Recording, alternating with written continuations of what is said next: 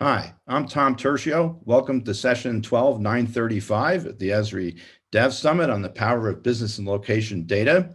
Just a few setup pieces before we get into the presentation.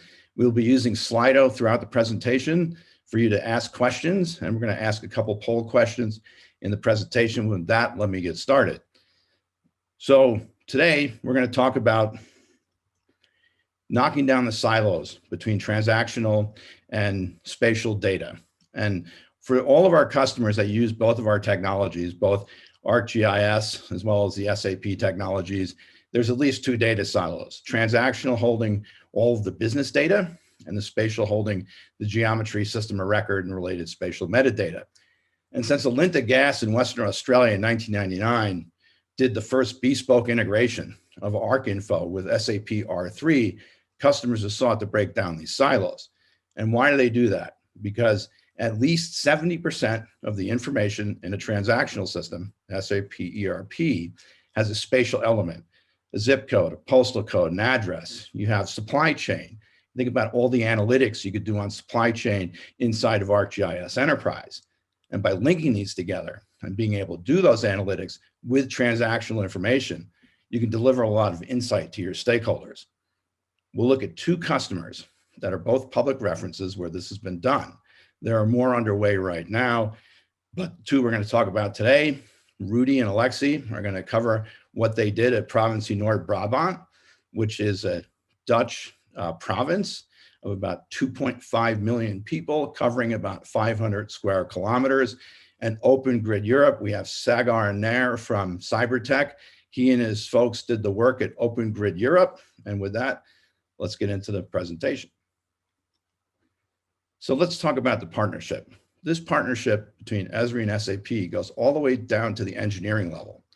Since HANA was released in 2010, when our co-founder, Hasso Plattner, told Jack Dangerman that we were coming out with a nifty in-memory appliance, Jack said, "You need a spatial database in there." And Hasso said, "Help us build it." And that's exactly what SAP and Esri have done. Since that time, every week, the engineering teams work together to go through a backlog to make sure that HANA Spatial is optimized for ArcGIS Enterprise. The two dates of note here: in January of 2018, Esri certified HANA on-prem as an enterprise geodatabase. And then in 2020, Esri certified HANA Cloud, the only in-memory cloud database that Esri has certified. Now let me go to the next slide. Let's get into what is HANA. What's the big deal? HANA is an in-memory appliance. At its core, it has a high-speed in-memory columnar database that aggregates on the fly very quickly. HANA is designed to avoid avoid the need to having move data around. So that way you can leave data in place. Moving data has a big performance impact. And so with that in mind, HANA has a number of processing engines: spatial engine, graph engine, machine learning with integration to platforms like TensorFlow, and predictive with integrations to R. By having these engines running alongside a single copy of the data in memory, it's no longer necessary to move data out to do some processing and bring the results back. Anytime you move data, you kill performance, and HANA is designed to avoid having to move data. The other thing about HANA is it's a great integration platform. There are dozens of out-of-the-box connectors that can reference data where it lives. So you don't have to move data in order to create a virtual data warehouse. And in fact, since HANA was released, that's precisely what people have used HANA for. And that same benefit accrues to spatial data and ArcGIS Enterprise. One thing to remember as we go through this presentation is that since HANA can aggregate on the fly extremely fast, and I'll give you a data point, back in 2013, we took 300 million points and did a k-means cluster in 3 seconds. So you want to talk about speed of aggregation. That's just one example, and I have others I can certainly cite. Be happy to talk to you about it in the Q&A. And so because you don't have to pre-aggregate, that gives you significant advantages. And also, you do not need user-defined indices with HANA. And this basically, if you're an ArcGIS admin or content creator, just think about that for a second and how that would impact your daily work for the better. So HANA Spatial is fair to say is purpose-built for ArcGIS Enterprise, given what I described about the level of engineering collaboration that exists between Esri and SAP. It has native spatial data types. It has over 100 spatial functions, and it's OGC compliant, which means that any OGC compliant application can talk to HANA, store data natively, and query that spatial data.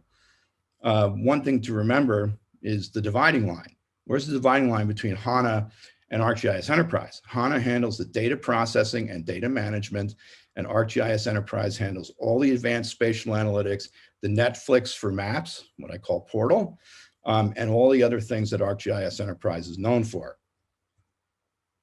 HANA Cloud is our cloud-based HANA technology. It's the same technology, except it's designed for the cloud, which means that we separate compute and storage, which means that HANA Cloud is elastic. HANA Cloud also comes with additional out-of-the-box connectors. So if you have AMI data sitting in S3 buckets or sitting in Azure Data Lake, you can reference that data where it sits and only bring back what you need. And if you want maximum performance, that's the way you're going to design your systems, and HANA is designed to let you do that. So now let's pivot to looking at what benefits to you as an ArcGIS developer, admin, or content creator. So one of the things that you're taught when you're building publication geodatabases is if you have a lot of features, 10 million or more, and you want to do aggregations in order to slice and dice the data for consumption by readers for insight in your organization, you create result tables. If you remember what I said before is that HANA aggregates extremely fast on the fly. You don't need to create those anymore. And you also don't need user-defined indices. So we've just handed you 40% of your time back as an ArcGIS admin because you no longer have to do those things. And because you don't have to do those things, you don't have to write ETL.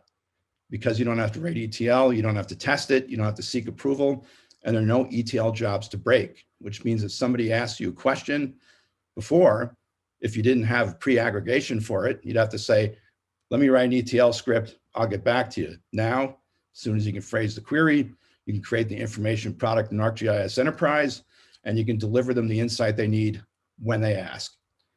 And with that newfound time that you get back, HANA is extremely fast at doing complex spatial analytics. So an example is taking 500,000 smart meters and doing convex hull aggregation of a DB-scan grid cluster, a DB-scan cluster, and being able to do that against 500,000 rows in 200 milliseconds. And as any analyst knows, the more cracks you get at the data per unit time, the better insight you can provide to your stakeholders. And because of those out-of-the-box connectors that come with HANA and HANA Cloud, it's easy to reach inside of S4 on-prem or S4 in the cloud, or even ECC, or even another ERP system, and get that transactional data and surface that on a map. And all of this is non-disruptive to the business because HANA allows you to build a virtual data warehouse or virtual publication geodatabase, if you will, and it simplifies your life as an ArcGIS content creator and admin. So this represents the current state of a number of utilities we work with. You have some data sitting in S4 or ECC. You want to put that on a map, do some analytics, expose it to your users through Enterprise. You write some ETL, and the minute you do that, you now have latency. You also have scripts that can break, scripts you have to maintain, and higher hardware cost. Well, why exist in this state if by putting just the publication geodatabase in HANA, you can get rid of the ETL completely? And in fact, that's what Province North Brabant and OGE did. And a number of other customers are doing that right now and standing up. So by just putting one of the geodatabases, one of the things we will never tell you, from SAP's perspective, is that you have to put all your geodatabases in HANA or HANA Cloud. That's simply not necessary and unrealistic. Just by putting one publication geodatabase, the one you have the most issues with in terms of building aggregate tables and everything else, and leaving your system of record wherever it is, these benefits will accrue and you can take advantage of them. So just a few factoids before we hand off to our first poll question and first set of presenters. Did you know that in ArcGIS Pro 2.4, if you're performing grid clustering and you have a HANA SDE connection, ArcGIS Pro will automatically push that work into HANA and give you 15 times performance boost in the data that we tested with. And in 2.5, if you're doing hexagon clustering with a HANA SDE connection, Pro will automatically push that in, and of course, Solo Enterprise, right, when you publish. And one other key thing is that ArcGIS Insights, HANA is optimized for use with ArcGIS Insights. So the ArcGIS Insights team took care when we were working together and they were developing insights to make sure that was the case. With that, Rob, I'd like to see if you could run the first poll question on what people are doing with HANA. All right, here we go. We're going to activate the polls. So if you look in your Slido window, you'll be able to answer the question. How are you using SAP HANA in your current role? So we'll wait a few minutes for some feedback.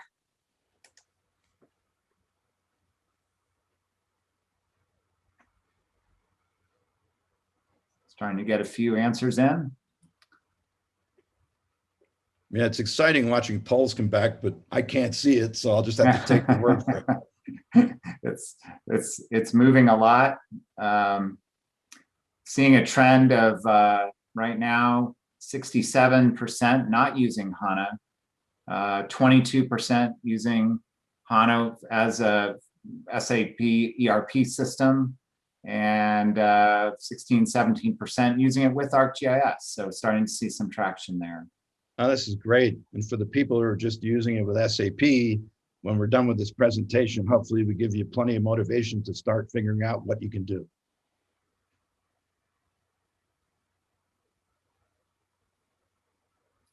Okay, well, we'll close it out now. We have about 33 responses. So I'm going to stop the poll and show the results. Hopefully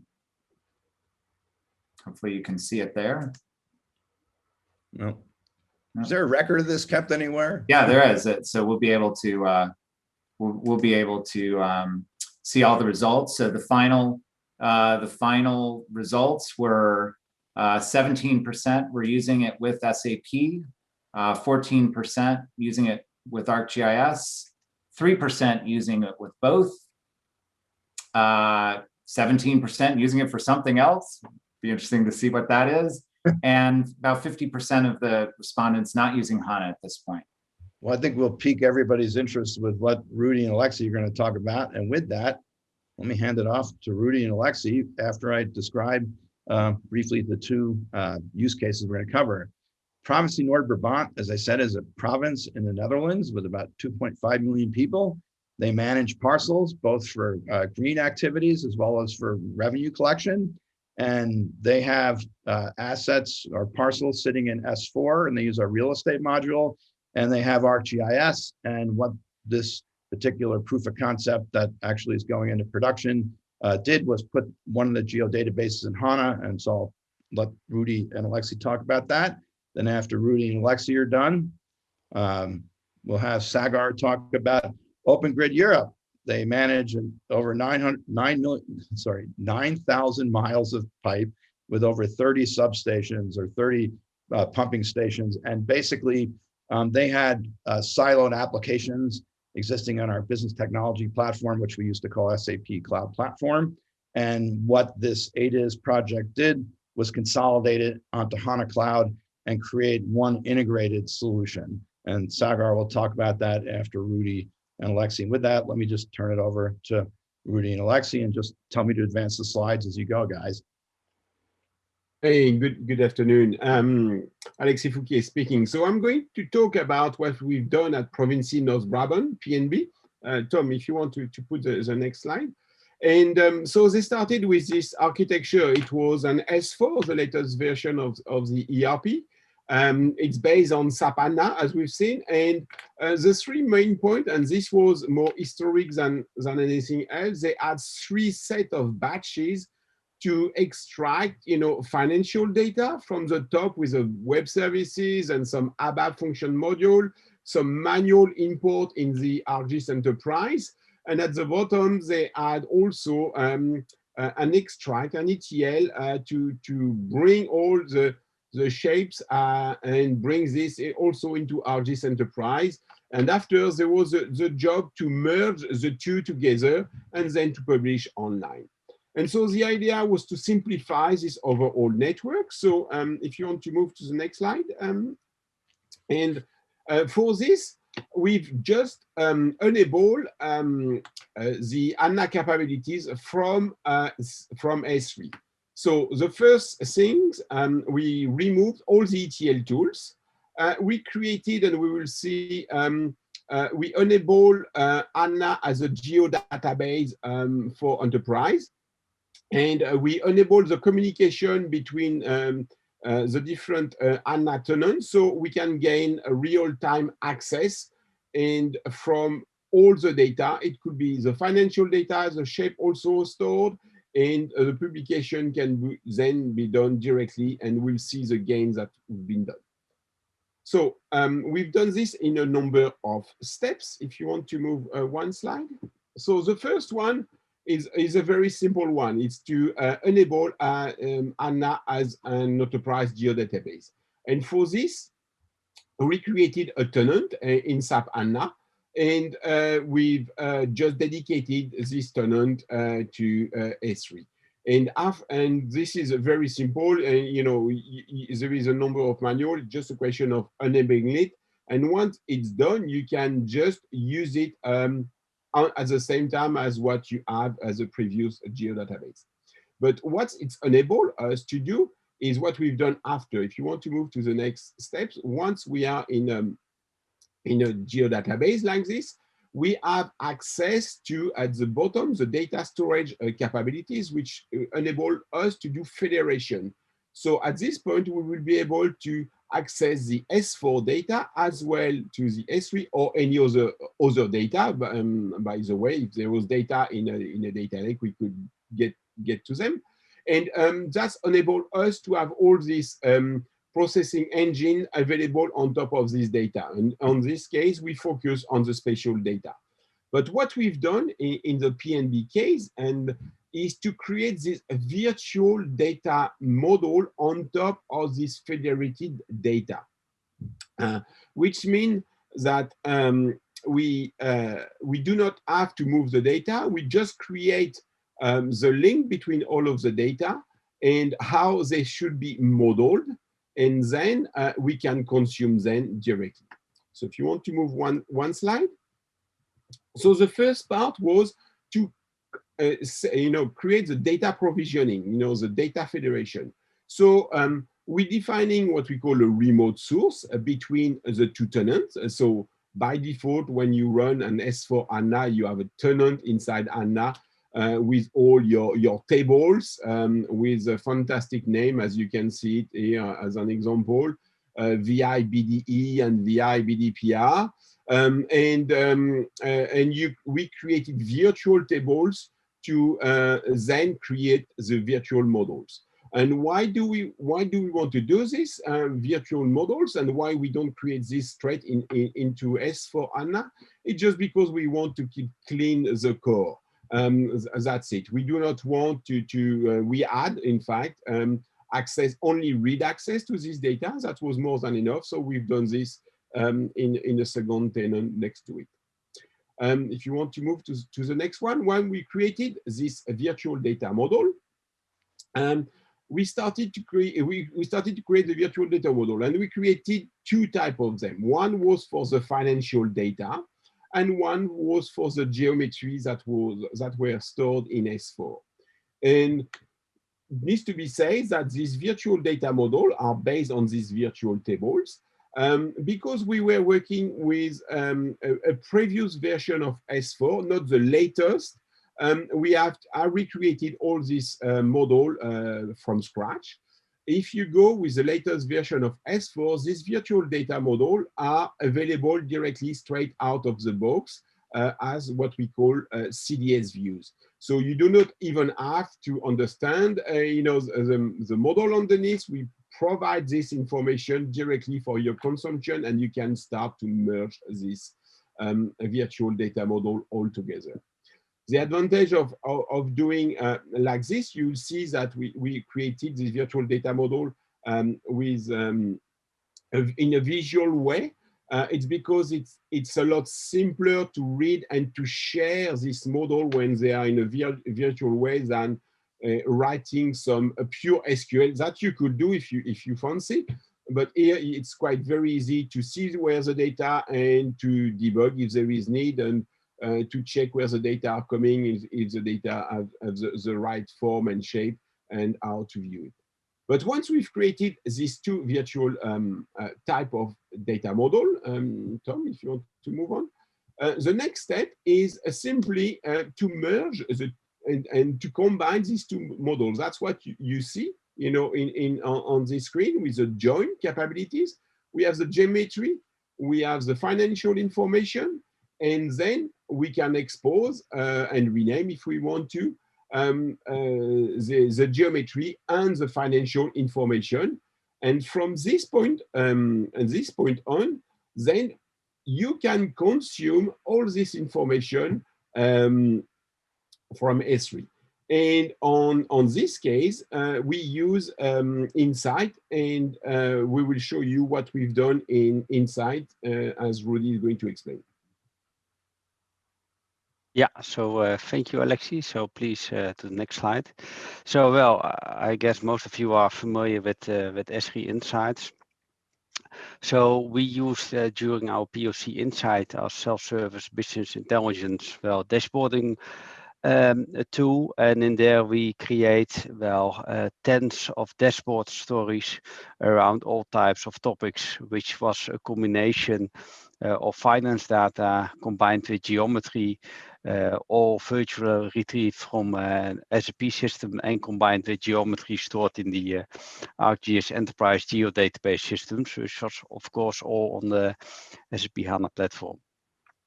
So Insights make it very easy for business users to consume all kinds of data.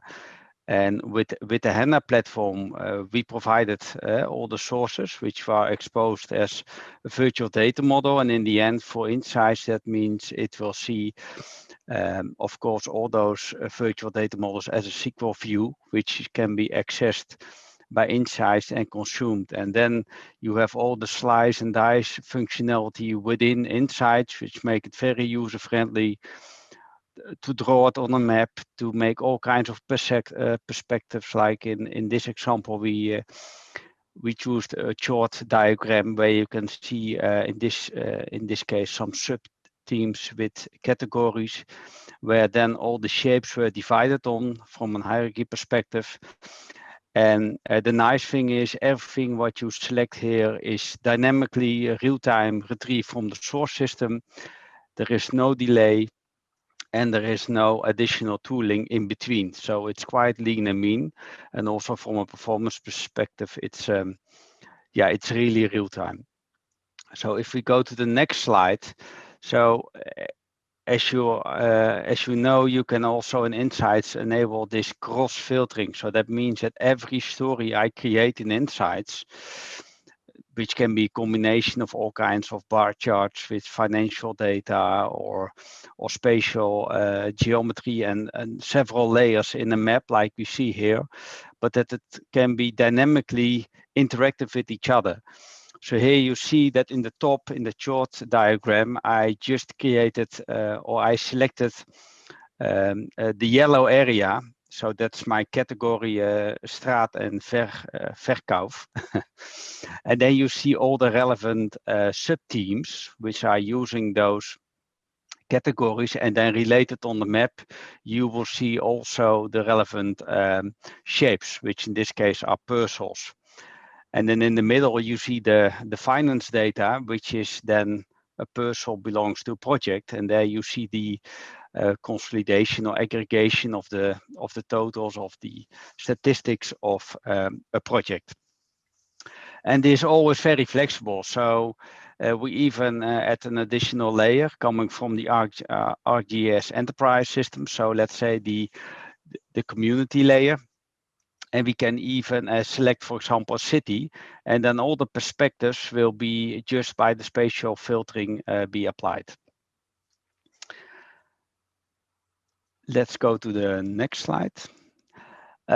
So these were all, let's say, analytical queries which were executed all pretty well and all on the fly based on a virtual data model, based on a fully virtualized environment. So the only data which was persisted in HANA were of course the feature classes stored in the ArcGIS Enterprise HANA database.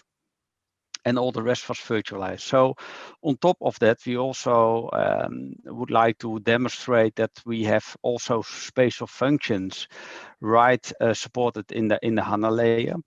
So for that, what we did is that you see in the green area, so the partial shape within S/4HANA Jeff, it's named at the right corner. You see the actually geometry which was stored in SAP. And then straightforward on top of that, we created some virtual views, which created an additional layer or abstraction from that same geometry, but then virtually on the fly. So first of all, we wanted to see the related shape of the project, which is, let's say, a combine of all the relevant parcels. So a project consists of one or more parcels, and a parcel has then a purpose which has to be met by a partner. But there is no such kind of shape of a project on the map. So what we did is we used an HANA function to calculate on the fly the combined shape of all those parcels and then name it, let's say, the project shape. What we also did is that that's more the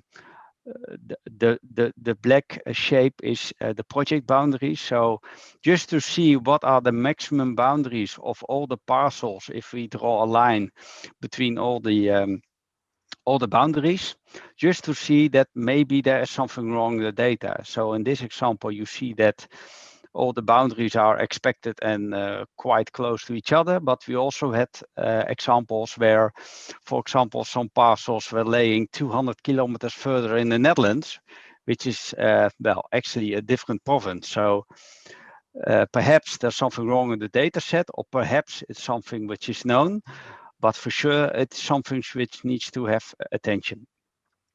And also we achieved to do this virtually on the fly. And the last thing we did is that that's in the left corner, you see the dots. So the parcels location centroids points. That was that for analytical purposes, if you have a lot of parcels on the map, then of course the geometry shape doesn't scale very nice.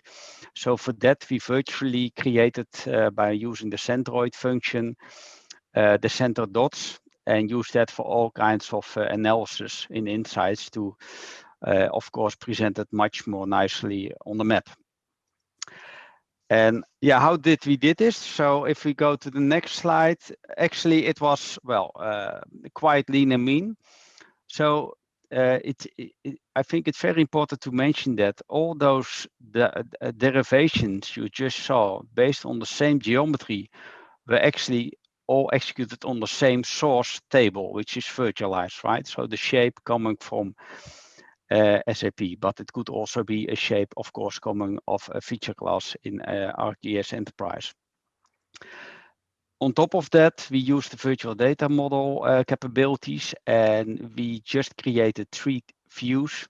One for the boundaries of the complex, one of the shape of the complex, and one for the parcel points. And then you see in the yellow and green sentences the functions we used within HANA. So HANA supports, like a geo-enablement database, a lot of out-of-the-box spatial functionalities which you can use and which will be executed in the database layer, and then of course the result will be proposed to the business layer, and in our case that was Esri Insights.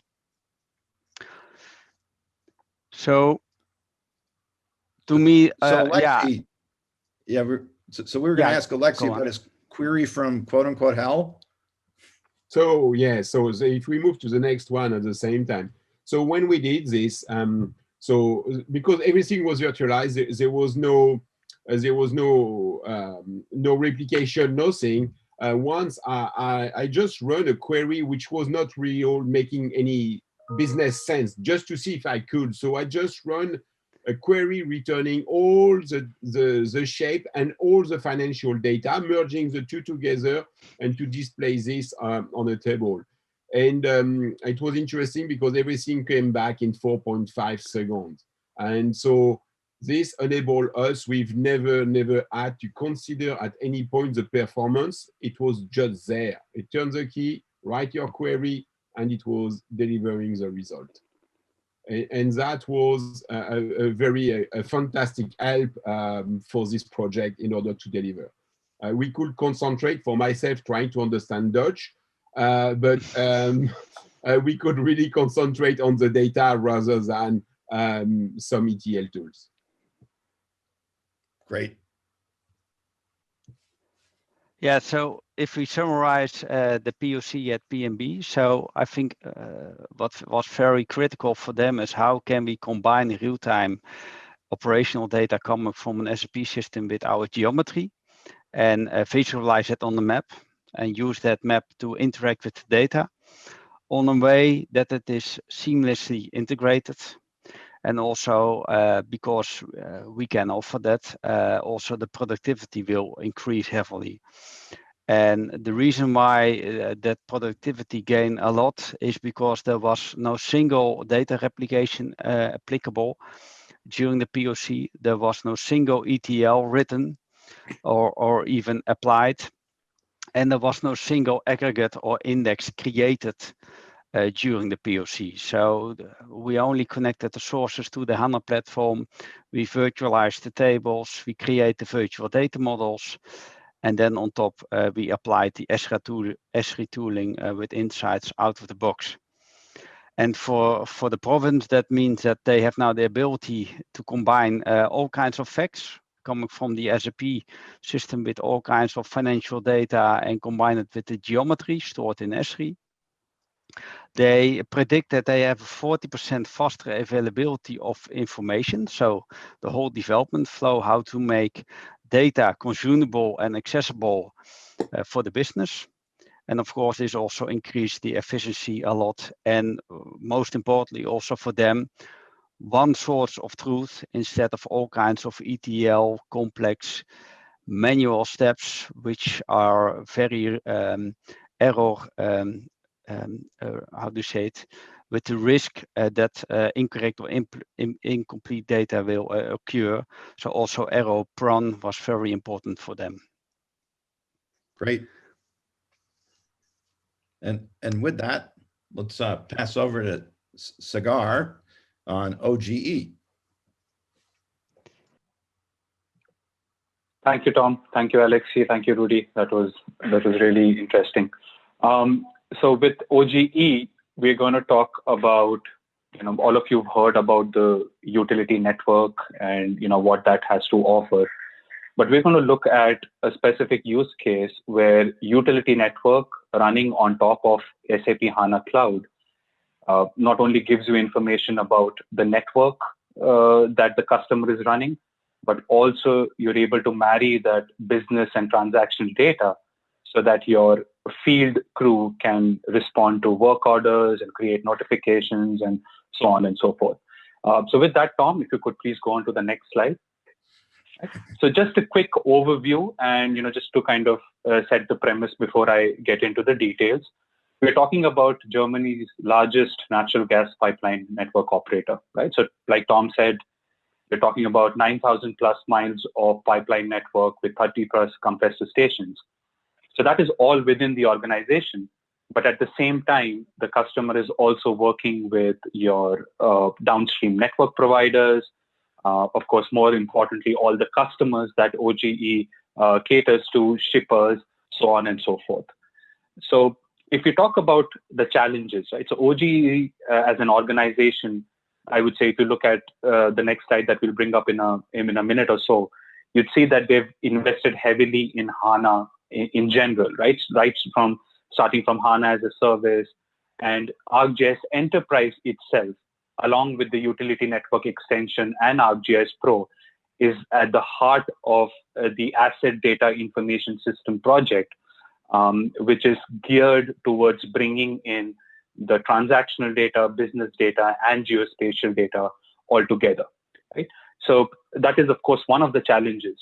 But some of the things that Tom was talking about in the beginning, all you ArcGIS administrators out there who are probably spending 50 to 60% of your time creating ETL loads or managing your enterprise geodatabases, can take a cue from this implementation as to how you can take all of that stress and just put it on HANA, let it do all the processing, and you just work on building use cases that drive results for your organization. Tom, next slide, please. So when we started off with this project, we were looking at a siloed data and application landscape. Right? So as I was saying, OGE has invested in SAP Cloud Platform. They had a part of their enterprise geodatabase running on HANA in AWS. And of course, their on-prem systems such as the SAP ECC ERP, their outage management system, systems that were geared towards monitoring assets. So there is a lot of geospatial data and business data and maintenance data that is floating around, but is right now being used in silos. So this asset data integration system project that we've been talking about is to bring all of that data together. Right?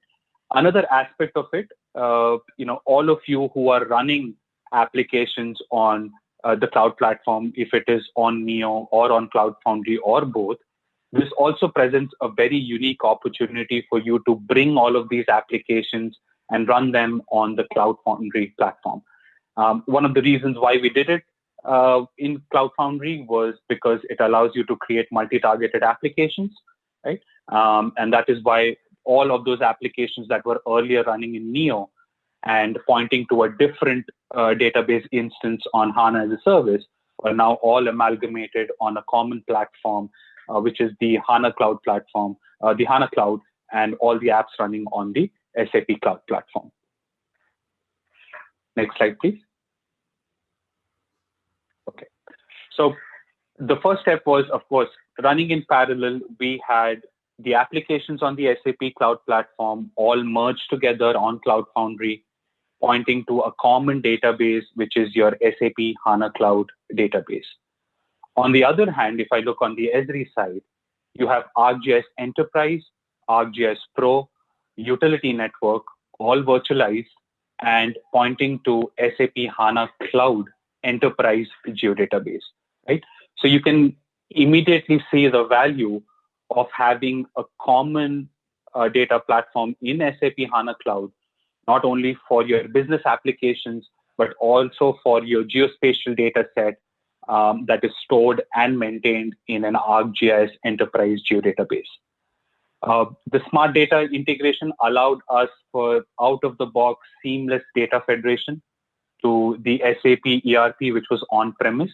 So pulling all of that data onto the HANA Cloud platform, having your enterprise geodatabase sitting in the HANA Cloud was an added advantage. And we could, it was like, we were discussing previously, this is kind of a geospatial pane of glass where you have business as well as geospatial data all running on SAP HANA Cloud. Next slide, please. Right. So, this is the meat of this entire implementation.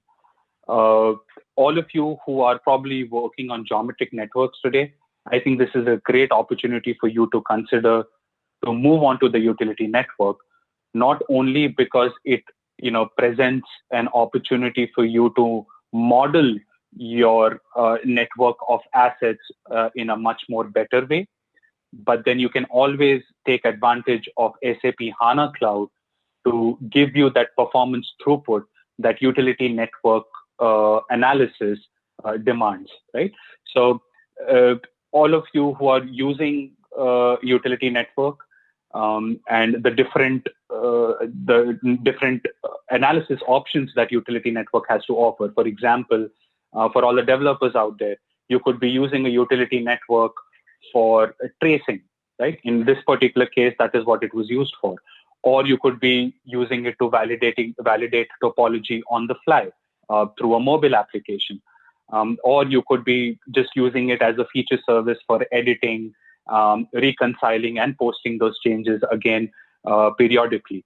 So I think, irrespective of the deployment pattern that you use, whether it is using the ArcGIS Pro SDK for .NET, you could be using geoprocessing tools and Python scripts, or you could be coding, against the REST API directly. Irrespective of the deployment pattern that you use, SAP HANA Cloud Enterprise Geodatabase offers you that speed, performance, and throughput that you would need when running these utility network applications, right? And one of the questions that came up was, how are you, yes, you're getting speed, you're getting agility, but how are you marrying, the transactional data that is probably sitting in SAP ECC with the feature classes sitting in the SAP HANA Cloud ArcGIS geodatabase? And so for this particular customer, they have a third-party tool that they use to make or to map these two together, and then run a utility network analysis through a mobile application in ArcGIS Pro, and also get access to that transactional data in real time, right? So when you're talking about SAP HANA Cloud, performance, you also have to consider running the utility network, say, as a separate ArcGIS Enterprise site, right? So that is one way, again, to optimize the performance. So all the analysis that you guys do specifically for utility network, you can have a completely web-based architecture that allows you to run this analysis, right? Now, just quickly, a couple of points that I'd like to cover here is the utility network itself offers you that services-based architecture, right? And that is why customers that use both SAP as well as ArcGIS are being encouraged to migrate to the utility network, because you can edit utility network on the fly through a mobile application, and also get access to that transactional data in real time. So your field crew, who were earlier not able to probably get to remote locations to perform any kind of analysis, now through mobile applications can validate a utility network and also look at the corresponding notifications or work orders that were created over a period of time. So you have that historical data right in front of you at all times, right? Now, utility network plus SAP HANA Cloud is truly a web-based architecture. And one of the most important things that we found is scalability, right? So oftentimes you invest in, an enterprise geodatabase on-prem infrastructure, and then you realize that, the number of requests are increasing, the number of users are increasing, and now you have to add more firepower to that infrastructure that is sitting on premise to meet with those demands. But with HANA Cloud, using the HANA cockpit, it is so easy for you to just scale up or scale down depending on the usage of something like a utility network that you're seeing. Because as all of you know, people who've worked with geometric network and utility network, it is compute intensive. It requires firepower for you to, give you the results that you're looking for. And now you have something like SAP HANA Cloud that gives you those enterprise geodatabase capabilities, and at the same time allows you to scale up or scale down depending on the demand that you're seeing from the users. Now, of course, with virtualization, the entire landscape that we saw in the previous slide was virtualized. So you have ArcGIS Pro, ArcGIS Enterprise, all of this running in a virtualized environment. And again, you have SAP HANA Cloud serving as your database as a service. Next slide, please, Tom. All right. So, again, the people who were spending a lot of time in managing the enterprise geodatabase, and all of those activities were now focused towards creating these use cases. Another very important thing that I'd like to mention for this particular customer is the use of 3D maps. So all of you who are working with the utility network, say you are at a version ArcGIS Pro 2.1 today, and for other customers who are using 2.2 or later, for customers 2.2 and later, you'll have your utility network with full 3D capabilities, right? Now enter SAP HANA Cloud. Now you have utility network sitting on top of SAP HANA Cloud, which itself has native 3D capabilities. Marry that with the 3D capabilities that you get out of the box with utility network, and visualize that network in ArcGIS Pro or any other web-based application that you might be using. So it's application agnostic. For you super users, continue using ArcGIS Pro. For the field personnel, they could use something like isolation trace, or it could be a custom application that you might have built using ArcGIS API for JavaScript, right? So you have a lot of deployment options, a lot of development patterns available to you to leverage both utility network as well as SAP HANA Cloud. Now, like I said, now this is serving as a geo-enabled pane of glass, which is bringing SAP systems, non-SAP systems, on-prem, cloud, all on a common platform. So you're seeing transactional data, you're seeing geospatial data at the same time. You have the capability to create 2D and 3D maps just by way of using utility network and the native 3D spatial engines that HANA has to offer. And you've also freed up your resources to focus on creating more use cases for the business. So, at the end of the day, for this particular customer, it's a win-win situation.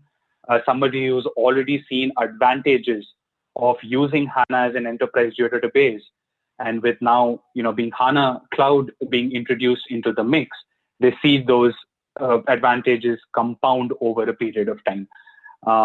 So, just to quickly summarize, all of you, we took a poll earlier. We saw that some of you are using both HANA and ArcGIS. I think this is a great time for you to consider having a database as a service in SAP HANA Cloud and running ArcGIS Enterprise on top of it. Thank you, Tom. That's fantastic, Sagar. Thank you. And so with that, Rob, how are we doing for time and the number of questions for Q&A? We've got about 12 or 13 minutes left, so we have a few minutes to wrap up, and we've got a couple questions in the Q&A to answer. So you want to skip the poll? No, we can do it. All right. So with that, Rob, if you could ask the second poll question, that'd be great. All right, here we go. Do you want me to wrap up? Do you want me to wrap up while the poll's going on? Perfect. So, I just released the poll, and the question is, what's the biggest challenge for those of you who are working with ArcGIS databases and are DB admins? What are some of your biggest challenges with administering databases today? So we'll let that poll run, and yeah, Tom, why don't you kind of wrap up with slides and things, and we'll get to the Q&A. All right, great. Nothing like multitasking. All right, so with that, let me wrap up. I think the key is the ease of integration to the transactional data. And by the way, with S4, that integration is occurring at the ABAP user level. So you're respecting S4 security. The fast time to value that's provided for Province North Brabant was very clear. And the customer said this, that HANA eliminated error-prone and manual business processes, enabling 40% faster insight to the stakeholders within PNB. So you may think that because they manage land, that it's not the same as a utility, but they're managing assets same as any other asset-intensive business. So this same benefit will apply to any asset-intensive business. The utility network, in the case of OGE, enabled them to do some things that they couldn't do before, and the ability to expose that transactional information within the context of the digital twin that the utility network represents is very, very powerful when you think about it in terms of delivering insight and context around the UN's digital twin. And both organizations and the other organizations that are currently in flight doing this benefit from a single source of the truth. And the key here is, we talk about speed and performance, but that ability to integrate out of the box with connectors, both to on-prem, in the case of OGE out of HANA Cloud, means that you can light up the enterprise with ArcGIS Enterprise. You can light up the enterprise with that transactional data.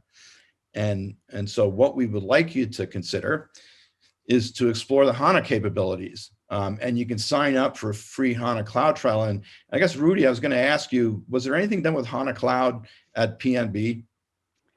Well, we started with the on-premise landscape that they have, but we did a setup with HANA Cloud, and we were able to, just in 15 minutes, provisioning the HANA Cloud instance.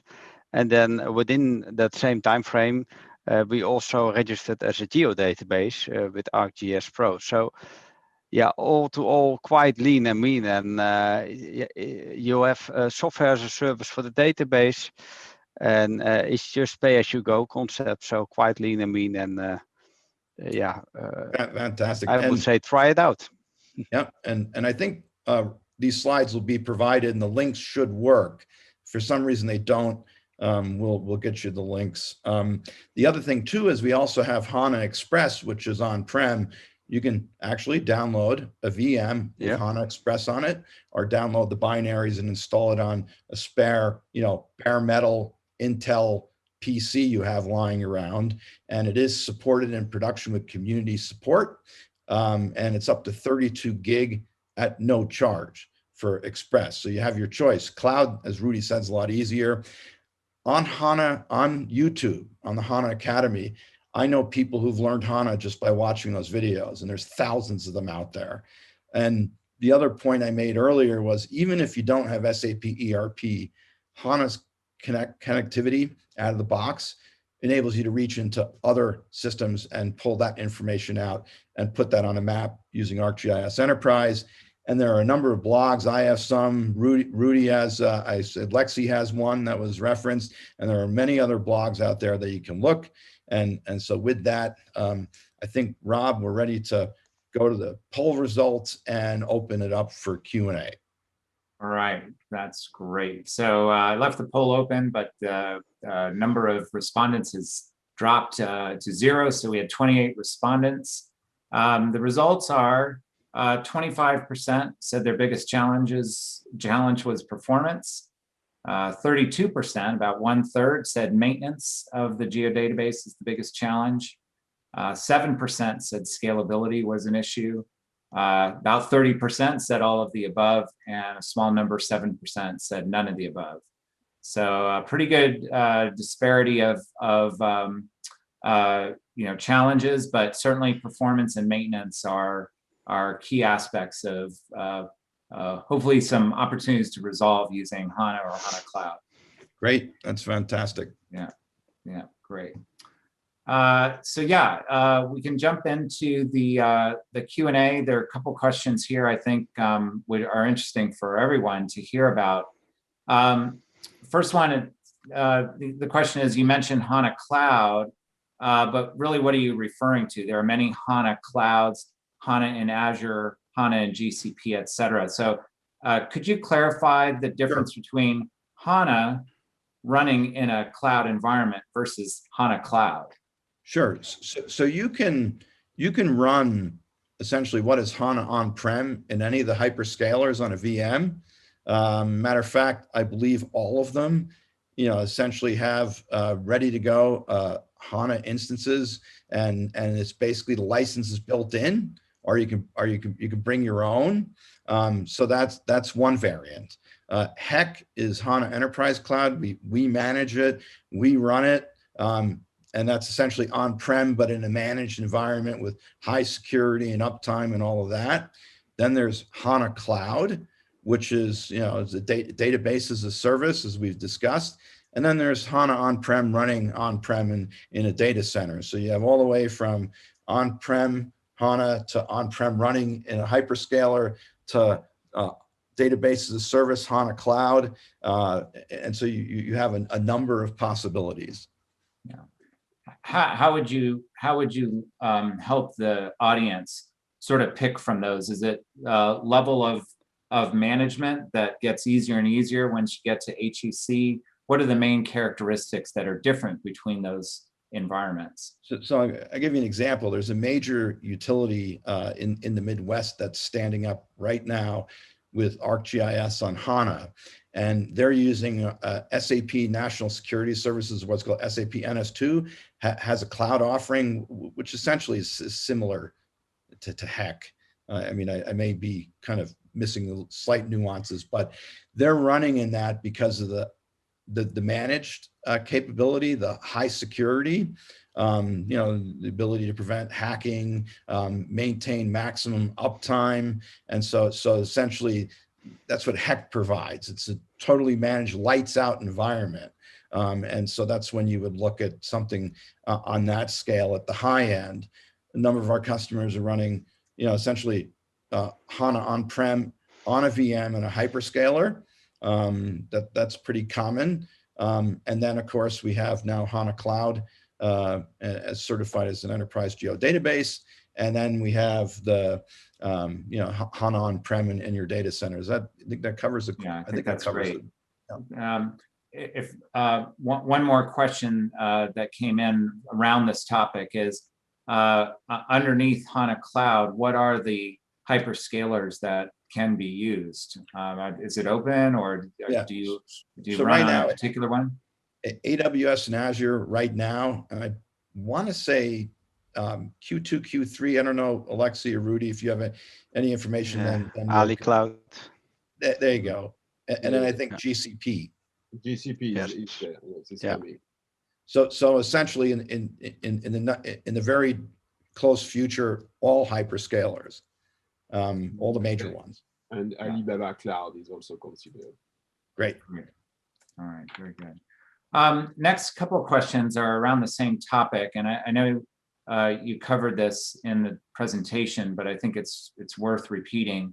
The original question is, how do you integrate transactional records within SAP with the spatial record in GIS in HANA? What are the techniques to do that? So I think Alexi Sagar at OGE, they had an older product which essentially keeps the foreign key of the SAP object number as an attribute in the feature class. I believe that's correct, right? That's correct, yes. And then, there are sync frameworks. So GeoConnects, GeoWorks has a sync framework. We have a sync framework, which is an engineered service.